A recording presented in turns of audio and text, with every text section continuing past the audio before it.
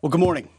We just finished an update with Admiral Brad Cooper, the CENTCOM commander, across the CENTCOM AOR, our leadership and troops, as you would expect, doing a fantastic job. 2 days ago, under the direction and direct orders of President Donald J. Trump, the Department of War launched Operation Epic Fury, the most lethal, most complex, and most precise aerial operation in history. For 47 long years, the expansionist and Islamist regime in Tehran has waged a savage, one-sided war against America. They didn't always declare it openly, except for their constant chants of death to America.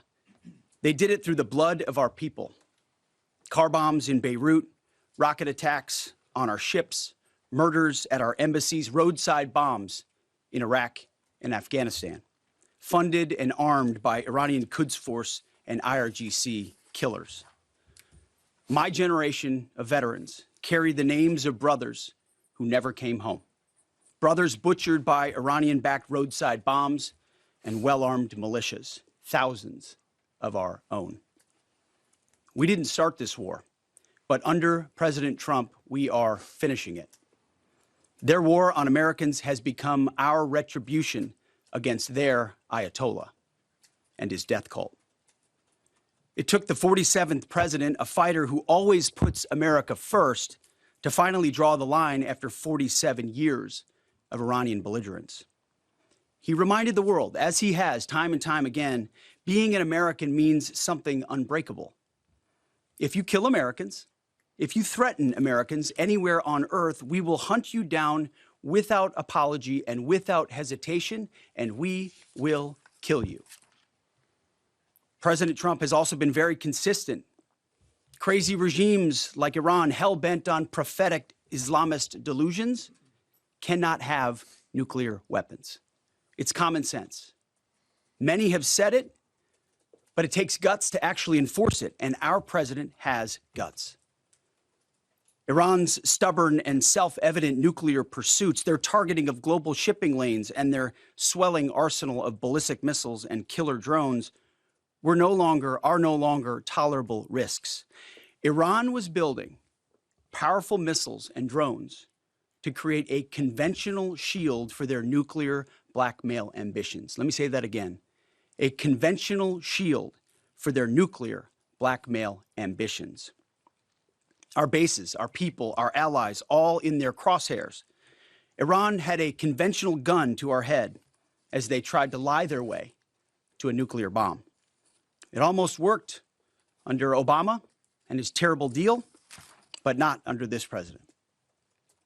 Turns out the regime who chanted death to America and death to Israel was gifted death from America and death from Israel.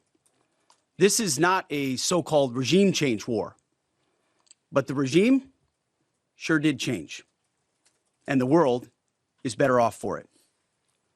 Today, in their desperation, the enemy is unmasked as Iranian missiles and drones rain down indiscriminately on the hotels, airports, apartments, and other civilian targets of their neighbors. Cowardly terrorist tactics from a regime that for decades has trafficked in cowardly terrorist tactics, lies, death, and destruction to this day.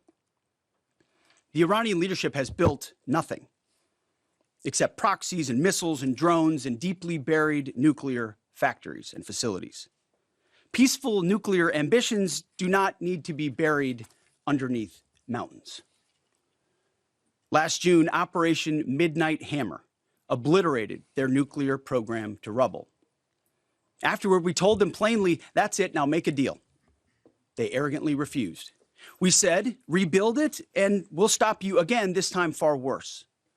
Well, President Trump, Secretary Rubio, Steve Witkoff, Jared Kushner, they bent over backwards for real diplomacy, offering pathway after pathway to peace. I watched it. I was there. They tried over and over and over again earnest attempts at peace. The former regime had every chance to make a peaceful and sensible deal. But Tehran was not negotiating. They were stalling, buying time to reload their missile stockpiles and restart their nuclear ambitions. Their goal, hold us hostage, threatening to strike our forces. Well, President Trump doesn't play those games.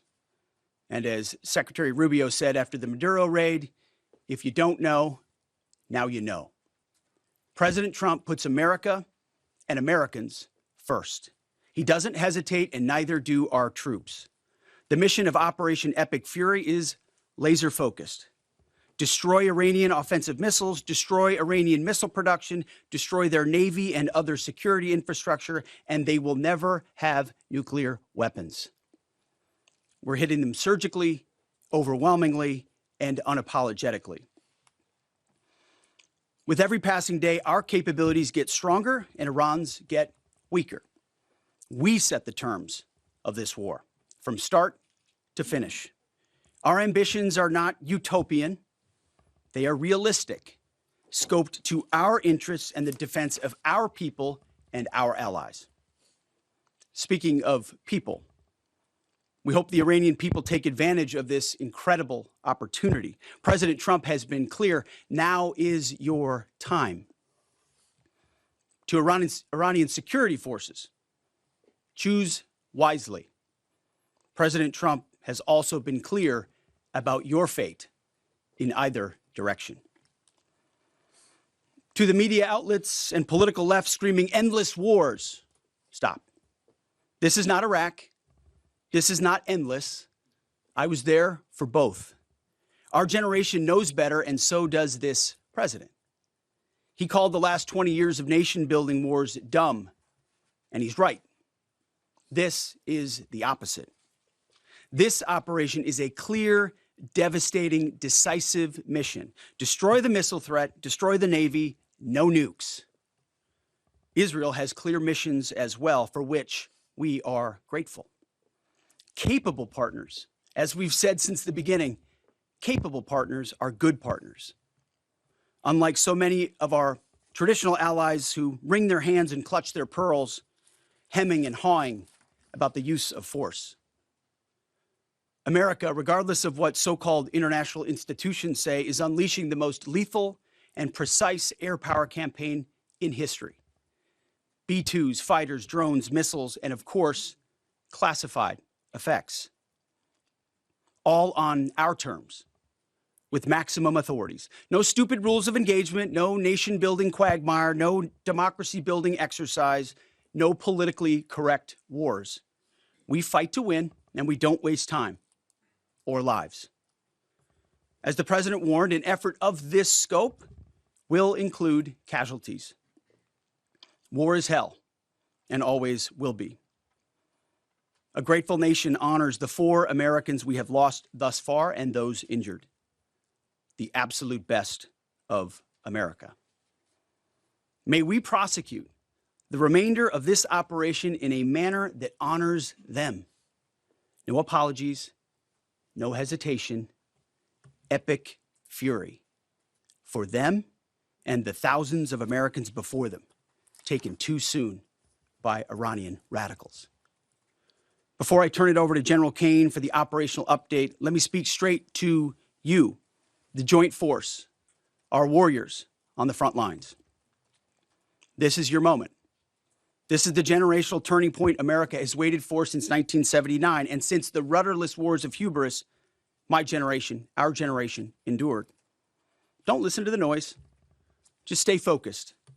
Our commander-in-chief is steady at the wheel. We face a determined enemy, but you are better. But we must prove it every single day. History doesn't care if we're tired, if we're scared, or if the fight feels big. It demands warriors who rise anyway. Peace through strength, the warrior ethos, lethality, unity of purpose, those are not slogans.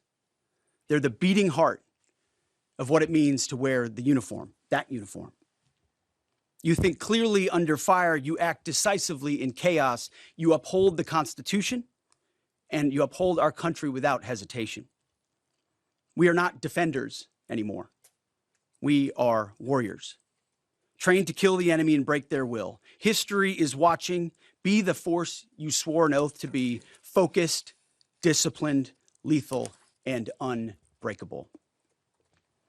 We will finish this on America First conditions of President Trump's choosing, nobody else's, as it should be. And know this above all, President Trump and I have your back, always. Through fire, through criticism, through fake news, through everything. We unleash you because you are the best, most powerful, most lethal fighting force the world has ever seen. May Almighty God watch over you and his providential arms of protection extend over you. Godspeed, warriors, and keep going. General Caine, over to you. Thank you, Mr. Secretary, and good morning, everyone. The purpose of my portion of the briefing today is to update you and the American people on the actions taken thus far. The briefing will discuss the preparation, the planning, setting the force, the early operations, and how we're assessing the progress thus far. So let's get started. On Saturday, 28 February, at 01:15 Eastern Standard Time, 9:45 a.m. local Tehran time, on the orders of the President of the United States, U.S. Central Command, under the command of United States Navy Admiral Brad Cooper, commenced Operation Epic Fury. As I said, I'm going to walk you through the initial phases of the operation, but first, I want to express my deep condolences and the condolences of the Joint Force to the Department of War personnel killed and wounded in actions thus far. As the Secretary said, they're heroes and represent the best of our nation has to offer. They're true examples of what selfless service means. Our deepest and heartfelt condolences are with their families, their friends, and their units. We grieve with you and we will never forget you. Additionally, I stand here before you today grateful for each service member, planner, logistician, operator across our joint force, for our Department of War civilians, our intelligence community teammates, our interagency teammates who continue to stand in harm's way alongside us. I am proud of all of you as you take the fight to the enemy, and we are the best in the world at integrating, period. I want to extend my personal gratitude to the dedicated commanders and senior enlisted leaders and the enlisted members of the Joint Force who are fighting this fight across the CENTCOM AOR. In addition to Admiral Cooper and Fleet Master Chief Compton, I want to highlight a few today. U.S. Army Central Command Commander Lieutenant General Pat Frank, who along with his team are fighting the counter-missile and counter-drone fight. United States Navy Central Command Commander Vice Admiral Kurt Renshaw and his team, who are engaged with the Iranian Navy and projecting American naval combat power from the seas. And United States Air Force Central Command Commander Lieutenant General Derek France and his leadership team, who are crushing Iranian targets from the air. I want to highlight the support to the CENTCOM fight from other combatant commands who are directly involved with this effort, to include U.S. Spacecom, U.S. Cybercom, and U.S. UCOM. I also want to specifically call out United States Transportation Command and U.S. STRATCOM for their contributions to this fight. We cannot project American combat power at the time and place of our choosing without both. And finally, I want to express how deeply thankful I am for the continued service and sacrifice of the entire Joint Force and their families. Their unwavering commitment and dedication are the cornerstones of this effort. So let me start with a few details. First, to be clear, as the Secretary said, this is not a single overnight operation. The military objectives that CENTCOM and the Joint Force have been tasked with will take some time to achieve, and in some cases will be difficult and gritty work. We expect to take additional losses, and as always, we will work to minimize U.S. losses. But as the Secretary said, this is major combat operations. So let me talk about the preparation and the planning.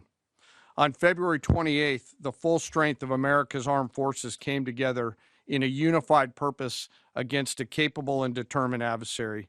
The United States Army, Navy, Marine Corps, Air Force, Space Force, Coast Guard, and our reserve components integrated across our combatant commands and began coordinated operations with the Israeli armed forces of an unprecedented scale. As the Secretary laid out, our military objectives are clear. Our mission is to protect and defend ourselves and, together with our regional partners, prevent Iran from the ability to project power outside of its borders and be ready for follow-on actions as appropriate. Across every domain, land, air, sea, cyber, the U.S. Joint Force delivered synchronized and layered effects designed to disrupt, degrade, deny, and destroy Iran's ability to conduct and sustain combat operations. On the U.S. side, this marked the culmination of months and, in some cases, years of deliberate planning and refinement against this particular target set. From precision strikes against key military infrastructure to persistent intelligence and targeting integration to the close coordination of the components across vast distances, this operation again demonstrated America's reach, readiness, and professionalism, and that of our joint united force. It was historic not only in the operational scope, but in the level of joint integration displayed across every element of the joint force. And as I said earlier, this work is just beginning and will continue. So now to talk a little bit about setting the force and setting the theater. On the order of the Secretary of War over the last 30 days to reinforce deterrence and provide the President with credible options should action be required, the Joint Force began to systematically reposition assets and personnel across the region. These movements ensured that U.S. forces remained postured, protected, and ready to respond decisively for any emerging threat.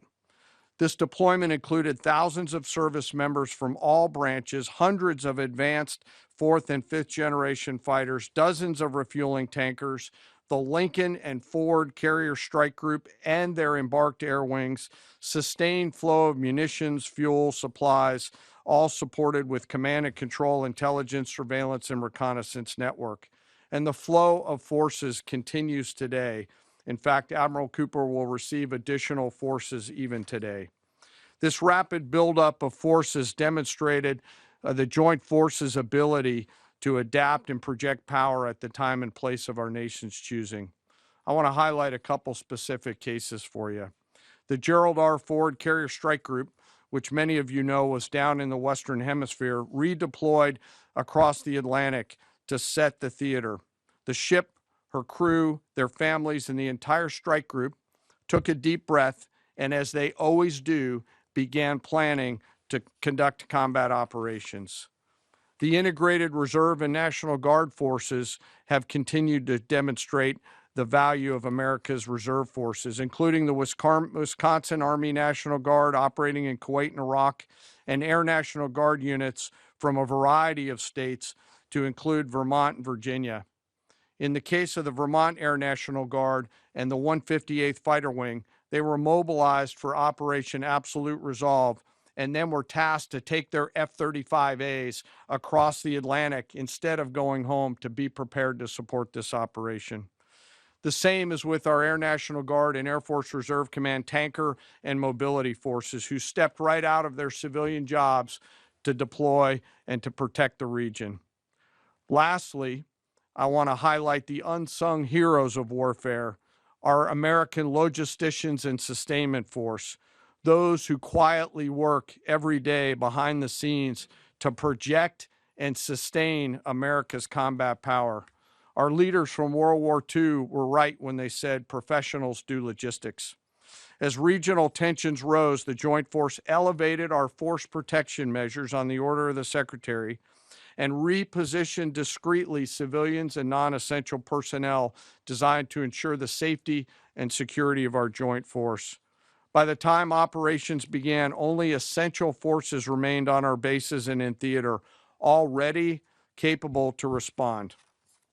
So now let me move to H hour. At 3:38 p.m. on Friday, February 27th, the United States Central Command, through the Secretary of War, received the final go order from President Trump. The president directed, and I quote, "Operation Epic Fury is approved. No aborts. Good luck," close quote. In the region, every element of the joint force made their final preparations. Air defense batteries readied themselves, checking their systems to respond to Iranian attacks. Pilots and crews rehearsed their strike packages for the final time. Air crews began loading their final weapons, and two carrier strike groups began to move towards their launching points. Across the globe, our operations centers came alive in Tampa, Florida, here at the Pentagon, and of course forward in the Central Command AOR. As always, operational security was paramount as we sought to maintain and sustain the element of surprise. This operation was highly classified so that at H hour, the enemy would see one thing: speed, surprise, and violence of action. The first movers were U.S. Cybercom and U.S. Spacecom, layering non-kinetic effects, disrupting and degrading and blinding Iran's ability to see, communicate, and respond. At H hour, the beginning of major combat operations, 01:15 local Eastern Daylight Time, 9:45 local AM Tehran time, as dawn crept up across the Central Command AOR, the skies surged to life. More than 100 aircraft launched from land, sea, fighters, tankers, airborne early warning, electronic attack, bombers from the States, and unmanned platforms, forming a single synchronized wave. This was a daylight strike based on a trigger event conducted by the Israeli Defense Forces, enabled by the U.S. intelligence community. The first shooters at sea were Tomahawks unleashed by the United States Navy, closed in on Iranian naval forces, and began to conduct strikes across the southern flank in Iran. On the ground, forces fired precision standoff weapons, measured, deliberate, precise, and lethal. This was a massive, overwhelming attack across all domains of warfare, striking more than 1,000 targets in the first 24 hours. We are now roughly 57 hours into the operation. In the initial phase, CENTCOM's focus was systematic targeting of Iranians' command and control infrastructure, naval forces, ballistic missile sites, and intelligence infrastructure designed to daze and confuse them. Coordinated space and cyber operations effectively disrupted communications and sensor networks across the area of responsibility, leaving the adversary without the ability to see, coordinate, or respond effectively. The combined impact of these strikes, swift, precise, and overwhelming, has resulted in the establishment of local air superiority. This air superiority will not only enhance the protection of our forces, but also allow them to continue the work over Iran. Over the course of the last 2 days, the Joint Force has launched hundreds of missions from land and sea and delivered tens of thousands of pieces of ordnance. The effort continues to scale. This included American B-2 bombers, which again, similar to Midnight Hammer, flew a 37-hour round-trip sortie from the continental United States, dropping precision, penetrating munitions on Iranian underground facilities across the southern flank and slightly deeper. Additionally, Israel has separately executed hundreds of sorties against hundreds of targets. Beyond Air Force and Navy aircraft strike packages, coordinated salvos of precision standoff weapons from across the region have neutralized hundreds of pre-planned targets. As I mentioned earlier, in support of these kinetic operations, U.S. Cybercom and Spacecom have continuously layered effects to disrupt, disorient, and confuse the enemy. I will note that this operation had several combat firsts, which I'll allow at some point in the future Admiral Cooper to talk about since he owns the AOR. While we've prosecuted a relentless offensive campaign, our defense has been equally important. Across the theater, operations have remained steady and disciplined. Once again, our integrated air and missile defense network is performing exactly as it's intended.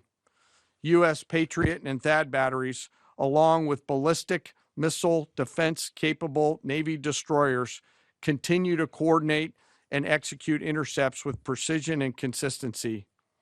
I wish that every American could hear the voice communications like I have as these joint operations centers remain calm, focused, and cool while executing under fire over and over again. Collectively, these systems have intercepted hundreds of ballistic missiles targeting U.S. forces, our partners, and regional stability. The threat from one-way attack UAVs has remained persistent. Our systems have proven effective in countering these platforms, engaging targets rapidly. Each intercept represents hundreds of hours of training, readiness, and technology all coming together to work as designed. We will remain vigilant in the counter UAV fight.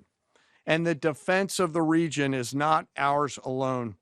As the threat grew, our partners surged in beside us. Air defense batteries in Qatar, the UAE, Kuwait, Jordan, and Saudi Arabia joined the fight, proof positive that years of training, trust, and hard-earned integration pay off.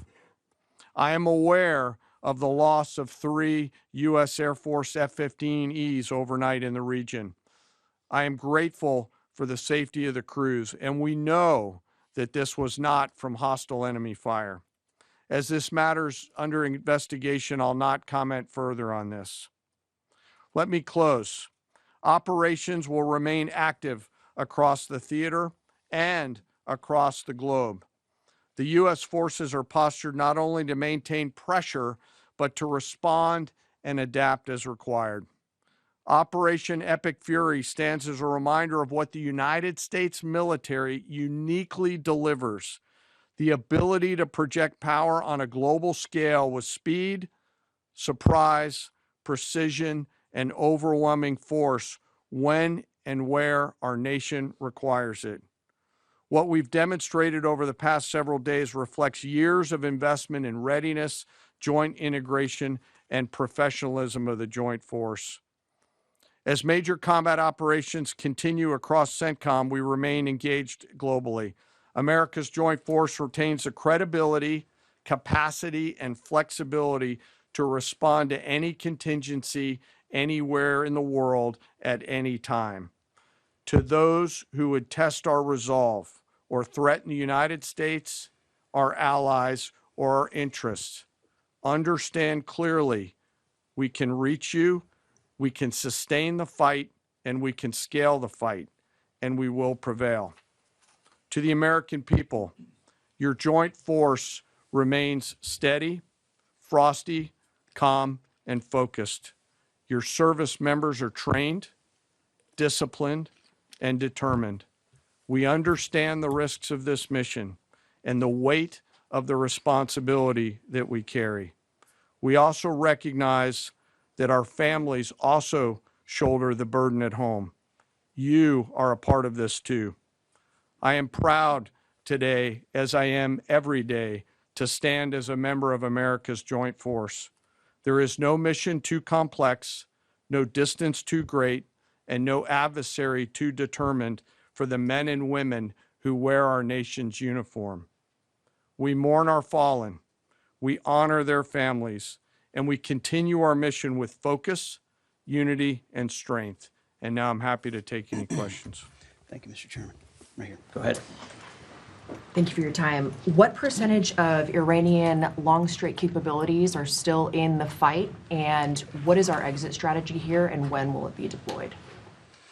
Well, they have long-range strike capabilities, which we are hyper-focused on. The brief we got just this morning, Admiral Cooper knows exactly and precisely what kind of threat matrix he's looking at, the way they might change their techniques, and how we adapt to that. So we're making sure the theater commander has absolutely everything he needs. I mean, one of the things the chairman mentioned is for months and months, even before we built up, we ensured that we had maximum defensive capabilities in theater to allow the president the decision space in the future. So even before this buildup in the last 30 days, we discreetly brought defensive assets in to make sure, understanding that there are Iranian capabilities. As far as time frame, I would never hang a time frame from our perspective. The commander-in-chief sets the op tempo and terms of this fight. As I said, it's on his terms. And we'll make sure that Admiral Cooper and his team have everything they need, not just to defend. I mean, the best defense is good offense. And so we're aggressively pushing into that airspace over that southern flank to ensure that we control it and we destroy anything that moves that would attempt to shoot us. Think of it as shooting the archer instead of the arrows. That's where we want to be. And we have the kind of exquisite intelligence to get over the top, find that and destroy it. It won't happen overnight. This is a big battle space with a lot of capabilities. That's part of the reason why it's such a threat to us. That's why I talk about conventional umbrella to blackmail nuclear ambitions. They were building up this conventional arsenal in order to ensure that no one would ever block them from their ability to get nuclear weapons. So we're very clear-eyed about the nature of this Iranian threat, and we're going to get after it. I don't know if you have anything to add to that, Mr. Chairman. Thank you for the question. The only thing I'll add is that unlike an operation, a single operation like Midnight Hammer or Absolute Resolve, it'll take some time for us to conduct battle damage assessment, and the targeting cycle that CENTCOM will run will take those things into effect. Admiral Cooper will adjust his plan and fires accordingly to ensure that we're attriting that. He's focused on long-range strike capability coming out of the enemy, and that's a key and essential part of it. Of the capabilities that still exist from the enemy front. Yeah, that's what I mean when I say we're still doing BDA. Normally we'd be able to see a singular thing and we'd assess pretty quickly. He's doing offense and assessment simultaneously, so it'll take longer for us to assess than it would in a single operation. Secretary Hegseth, thank you. Reagan Reese with the Daily Caller. Two questions for you. The president said yesterday in his video message that we will leave Iran when we complete all of our objectives. What are our objectives? And can you share more information on how the soldiers who were killed were killed? Well, I laid out the objectives, as did the chairman. They're completely nested. I mean, Iran has an ability to project power against us and our allies in ways that we can't tolerate. So whether that's ballistic missiles and drones, so offensive capabilities, effectively their Navy, which would attempt to set other terms and impose different costs, drone capabilities, which we laid out there. And ultimately, though, this tying it back to Midnight Hammer, the president has been willing to make a deal. You can't have a nuclear bomb. Radical Islamists can't have a nuclear bomb that they wield against the world. He gave them every single opportunity. Then we precisely took it away. And even then, after that, they didn't have that. They didn't come to the table with a willingness to give it away. So ultimately, those nuclear ambitions, which never ceased, are something that had to be addressed as well. So that's a discrete sense of what's being addressed here to ensure that they can't use that conventional umbrella to continue a pursuit of nuclear ambitions. And then as it pertains to the U.S. casualties, that particular incident was, you have air defenses and the lot's coming in and you hit most of it. And we absolutely do. We have incredible air defenders. Every once in a while, you might have one, unfortunately, we call it a squirter that makes its way through. And in that particular case, it happened to hit a tactical operations center that was fortified, but these are powerful weapons. So we certainly will do, as I said, moments like that, as we remember them and we take care of them and take care of their families, only stiffen our resolve to ensure that we do this properly. Thank you. Yep. Right here. Thank you, Secretary Hegseth. I had two questions for you. First, are there currently any American boots on the ground in Iran? No, but we're not going to go into the exercise of what we will or will not do. I think it's one of those fallacies for a long time that this department or presidents or others should tell the American people this, and our enemies, by the way, here's exactly what we'll do.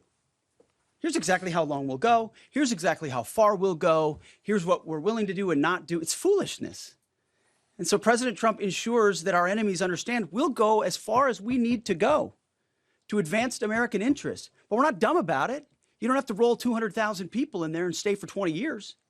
We've proven that you can achieve objectives that advance American interests without being foolish about it. Now, will we be bold about it? Are we willing to be decisive about it? Do we put months and months of planning into what kind of effects we want to achieve? Absolutely. But going forward, why in the world would we tell you, the enemy, anybody, what we will or will not do in pursuit of an objective? We fight to win. We fight to achieve the objectives the President of the United States has laid out. and we will do so unapologetically. Thank Is there you. any significance to Israel carrying out the strike to kill the Ayatollah? And I wanted to know, what was your immediate reaction to finding out about his killing? I think Israel did a great job in the conduct of that operation. President Trump put a 4-week you go, timeline right on here, it. Are you please. saying that's wrong? Yeah, thank you. You mentioned during the briefing, General Caine, that there would be additional troops sent to the region. Could you say how many troops currently are involved in this operation and how many additional troops are planned to go in this next phase? I don't want to talk specifics because that would tip the enemy off. We have more tactical aviation flowing into theater just based on the time it took to get it out there. I think we're just about where we want to be in terms of total combat capacity and total combat power for Admiral Cooper. One of the things, though, that a commander, he'll consistently assess the trajectory of the campaign. Is he on or off trajectory? And then make an ask of the joint force, which will then develop options for consideration by the Secretary and the President to either increase or in some cases decrease the amount of combat capability that we have over there. I heard the question about 4 weeks. It's the typical NBC sort of gotcha type question. President Trump has all the latitude in the world to talk about how long it may or may not take. 4 weeks, 2 weeks, 6 weeks. It could move up. It could move back. We're going to execute at his command the objectives we've set out to achieve. And what he has shown an ability to do that other presidents can't quite seem to have the aperture to do, well, I mean, Joe Biden didn't even know what he was doing, is to look for opportunities and off-ramps and escalations for the United States that creates new opportunities to execute what we need on our own timeline. So you can play games about 4 weeks, 5 weeks. He has all the latitude, and I'm glad he does, because there's no better communicator than our president expressing those things. To the Daily Mail. I've been in meetings with the president for the last 2.5 days. We know exactly where his headspace is, and he will communicate as he should exactly what he would like, and we will follow those orders. And I think everything he said on that is right down the middle. Chairman, did you have Absolutely. evidence Yes, right there. Yes, sir. Thank you very much, Secretary. I left my hometown of Sakis in Iranian Kurdistan in 1996. Can you promise that I will be able to return home safely this year? And I have a following question too, please. I appreciate the question. I'm not here to place guarantees on that, but I think the message the president has given has been clear to the people of Iran. This is your moment. The world was seized by these crowds and then seized by the reality of this regime killing tens of thousands of innocent protesters. So we saw the nature of the regime yet again exposed. We saw many of the Iranian people seek a change there. This is their moment to take advantage of it, for sure. Secretary, you served in Iraq and know that no American soldiers were killed in Kurdistan. The Kurdish people are very pro-American. Will you continue protect Kurdistan and Peshmerga as loyal ally of the United States? Why I'm asking this question? Because now Kurdistan is under attack by Iranian drones and by proxies in Iraq and on the region. I think I can speak to allies generally in the region who we've been in constant communication with. We have been standing shoulder to shoulder with them, and we appreciate their capabilities. Absolutely. Yes, right here. Hi, thank you. Cameron Arkin with the Daily Wire. My question is about some of the domestic threats, if any, regarding this right now. Have there been any concerns about Iranian sleeper cells, and kind of what has the Trump administration been doing to kind of monitor these Well, threats? across the interagency, in full coordination. Of course, we're paying attention to any potentialities there. This is a former regime, a regime that seeks to export that ideology and try to sow terror. We're ready for that. We've seen these types of folks before, and the American people can rest assured that we're vigilant on that. Secretary, thank you. Kind of a follow-up on that last question. There was just this, what appears to be a terrorist attack in Austin yesterday. How does that change the operation at all? What effect does that have? And It doesn't change the operation at all, and I know the authorities are executing exactly the way they should. Secretary Hegseth, and one for Chairman Caine as well. I understand, to your point here, that you don't want to broadcast everything for our adversaries to hear, but the American people also want to know what they're sending their men and women to war for. Is there a concern of this spiraling into a longer war? And then one for the chairman when you're done. Did you not hear my remarks? I mean, we're ensuring the mission gets accomplished, but we are very clear-eyed, as the president has been, unlike other presidents, about the foolish policies of the past that recklessly pulled us in to things that were not tethered to actual clear objectives. So we know, we have plans, we have generals, we have chairmen, we have commanders, CENTCOM commanders, Admiral Cooper, who's executing very deliberately to ensure outcomes that I laid out are accomplished. But we would never, in front of a press pool, lay out how long that may take. The mission for our warfighters, which is what matters to us, is very, very clear. And they're executing it right now violently. And just for the chairman quickly, I have one for the chairman. You said this is not a one-night operation. It will take time to achieve the goals. What would be the goal line here for you? I think the Secretary laid out the military objectives, and that's what we execute against is the military objectives. Last one right here. Uranium is. Thank you, sir. As you've said, there are a large amount of U.S. service members that are in harm's way right now. What is your prayer for them? First of all, my prayer for them is that I do pray for them. My wife prays for them. Our family prays for them. Our cabinet prays for them. None of this is done on a whim. Having been in their boots, having been in their shoes, having been in their flight suits, I know we think about them with every decision that we make and every recommendation that we make to the President of the United States. Those recommendations are made prayerfully. And when I pray every day for them and for this mission, I pray simply for the biblical wisdom to see what is right and the courage to do it. It's going to take courage to follow through on this. There's going to be a lot of noise, and we pray for that, and we hope all of you do as well. Thank you very much. Appreciate it. Thank you. Going to strike first. Sites in Iran, sir.